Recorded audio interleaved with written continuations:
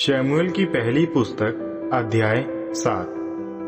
तब Kiriath Jearim से कुछ लोग आए और यहोवा के संदूक को वहां से ले जाकर पर्वत पर बने अबीनादाब के घर में रख दिया। उन्होंने यहोवा के संदूक की देखरेख के लिए अबीनादाब के पुत्र एलियाजर का अभिषेक किया। लंबे समय तक, लगभग 20 वर्ष तक, संदूक किर्यत यारीम में ही रहा। शमूएल इज़राइल के न्याय अध्यक्ष। अब सारे इज़राइल राष्ट्र को यहोवा की चाह होने लगी थी।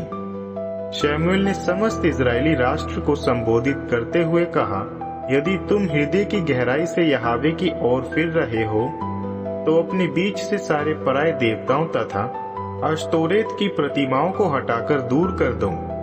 अपना हृदय यहोवा को समर्पित कर सिर्फ उन्हीं की वंदना करते रहो। तब यहोवा तुम्हें फिलिस्तीनियों के सताने से मुक्त करेंगे। तब इज़राइलियों ने अपने मध्य से सारे पराये देवताओं और अश्तोरेत की मूर्तियों का त्याग कर दिया तथा वे सिर्फ यहोवा ही की वंदना करने लगे।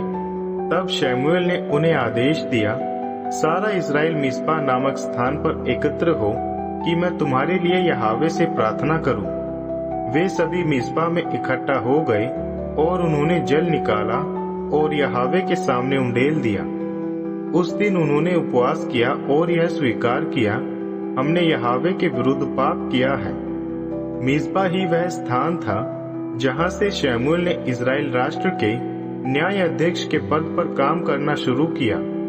जब फिलिस्तीनियों को यह समाचार प्राप्त हुआ कि इज़राइली मिस्पा क्षेत्र में एकत्र हो गए हैं, फिलिस्तीनी प्रधानों ने इज़राइल के विरुद्ध मोर्चा बांधा। जब इज़राइलियों को इसके विषय में सूचना प्राप्त हुई, वे फिलिस्तीनियों से डरने लगे। उन्होंने शमूएल से आग्रह किया, हमारी ओर से यहोवा हमारे परमेश्वर से प्रार्थना करना बंद ना कीजिए कि हमें फिलिस्तीनियों से सुरक्षा प्राप्त होती रहे। इस पर शमूएल ने एक दूध पीता मेमना लेकर उसे यहोवा के सामने अग्नि बलि के रूप में अर्पण किया। तब शमूएल ने इज़राइल की ओर से यहोवा की दुहाई दी और यहोवा ने उन्हें इसका प्रत्युत्तर दिया। जब शमूएल यह अग्नि बलि अर्पित कर ही रहे थे, फिलिस्तीनी इज़राइल पर हमला करने के लक्ष्य से निकट आ गए।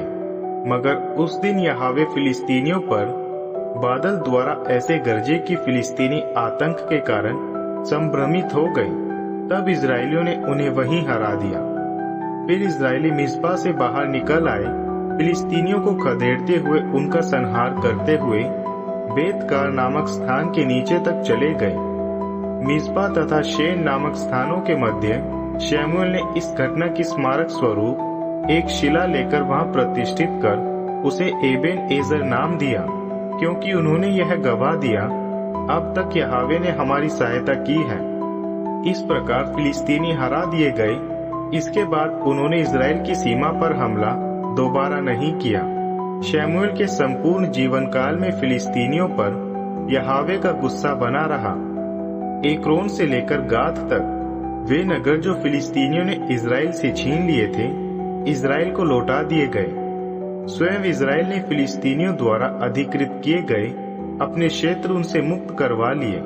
इज़राइल तथा अमोरी के बीच भी शांतिपूर्ण संबंधों की स्थापना हो गई। शमूएल आजीवन इज़राइल के प्रशासक न्यायाध्यक्ष रहे। वर्ष प्रति वर्ष वह भ्रमण करते हुए बेथेल, गिलगाल तथा मिस्पा, ये 3 मुख्यालयों पर जाकर इज़राइल का न्याय करते थे। फिर वह रामा नगर को लौट जाते थे, क्योंकि उनका घर परिवार यहीं था। वह इज़राइल का न्याय और शासन यहाँ से भी करते थे। साथ ही उन्होंने यहाँ यहोवा के लिए एक वेदी भी बनाई थी।